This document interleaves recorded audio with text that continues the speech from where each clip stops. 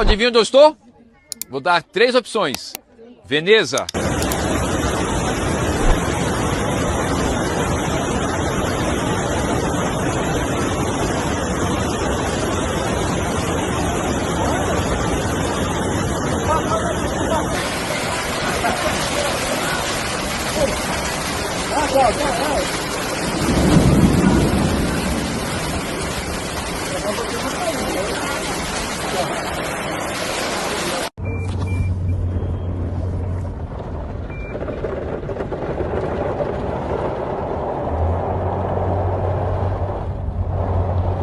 No aniversário de São Paulo, o presente é para você.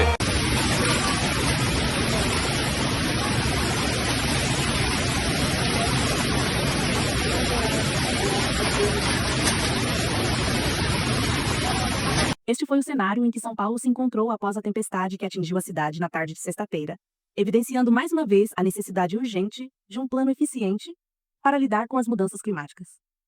Apesar das 3 mortes causadas pelas fortes chuvas, o prefeito Ricardo Nunes e o governador Tarcísio de Freitas mantêm uma postura negacionista diante do caos e do evidente despreparo da cidade. Ambos ainda não apresentaram soluções concretas para enfrentar as tempestades, que têm se tornado cada vez mais intensas.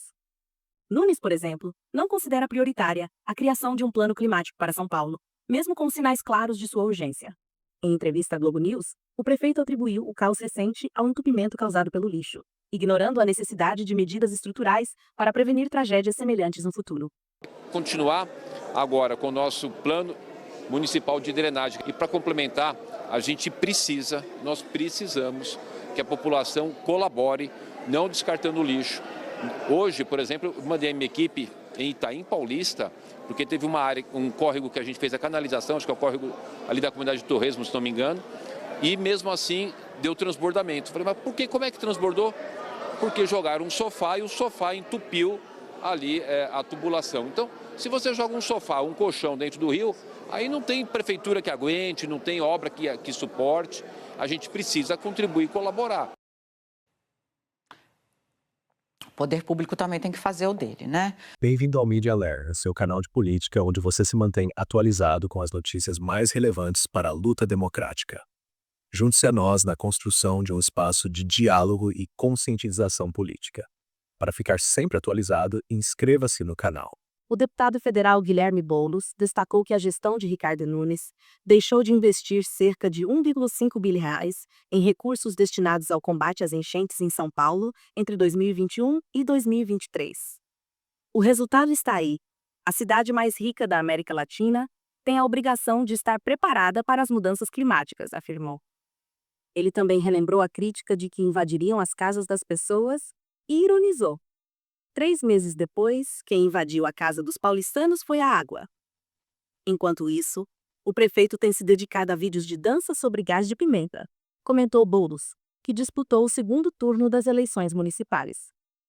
Já o governador Tarcísio de Freitas mencionou investimentos em prevenção de desastres, mas sem reconhecer que os valores aplicados ainda são insuficientes para enfrentar a gravidade do problema. A cidade vem se preparando para essas chuvas. Se a gente for ver, são quase R$ 8 bilhões de investimentos. Nós temos muitas ações de drenagem que ainda vão acontecer, que já estão acontecendo, que vão acontecer.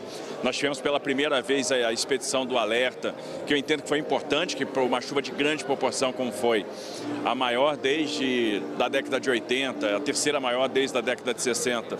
Nós tivemos um óbito, obviamente que a gente lamenta muito, no Beco do Batman, lá na Vila Madalena.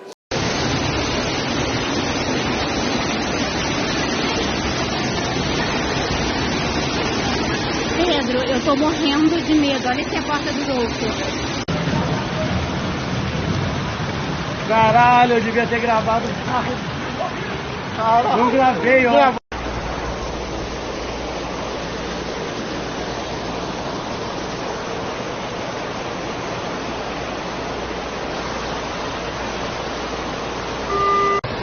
Meu Deus!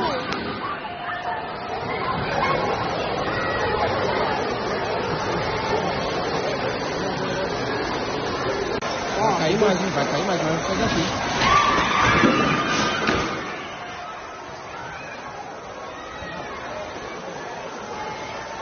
Peguei.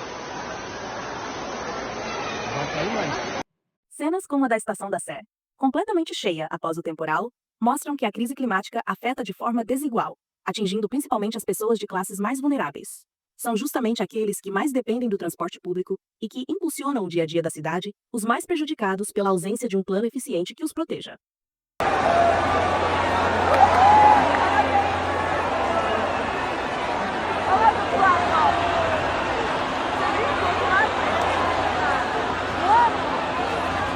Olha lá do outro lado, gente!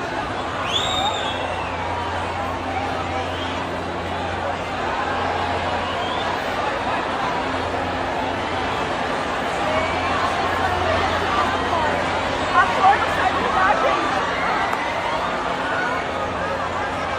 Vale lembrar que, em outubro do ano passado, o governador Tarcísio de Freitas vetou um projeto de lei aprovado pela Assembleia Legislativa de São Paulo que previa a inclusão de aulas sobre educação climática nas escolas estaduais. A proposta, de autoria do deputado Guilherme Cortes, do PSOL, previa temas como aquecimento global, mudanças climáticas, biodiversidade, poluição, justiça climática, racismo ambiental e seus impactos no clima. No final do mesmo ano, Guilherme Cortes já havia alertado sobre o risco de tragédias no estado, devido aos cortes no investimento em prevenção de desastres naturais realizados pelo governo Tarcísio. Nesse apagar das luzes de mais um semestre legislativo nessa casa. Como de praxe, no final do semestre legislativo a gente vota a Lei Orçamentária Anual, que é uma das leis mais importantes do Estado de São Paulo, porque sem dinheiro, as políticas públicas elas não podem sair do papel.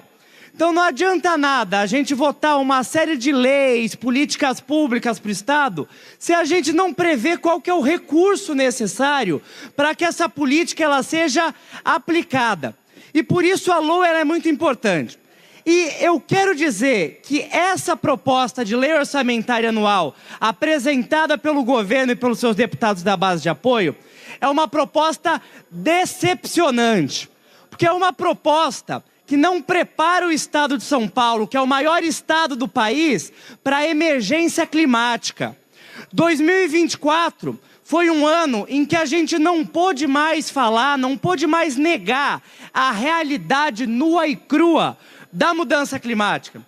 Pelo que a gente viu acontecer no Rio Grande do Sul, pelo que a gente viu acontecer no interior de São Paulo, que bateu recorde histórico de queimadas no período de agosto, setembro desse ano. E o que a gente deveria esperar diante dessa realidade?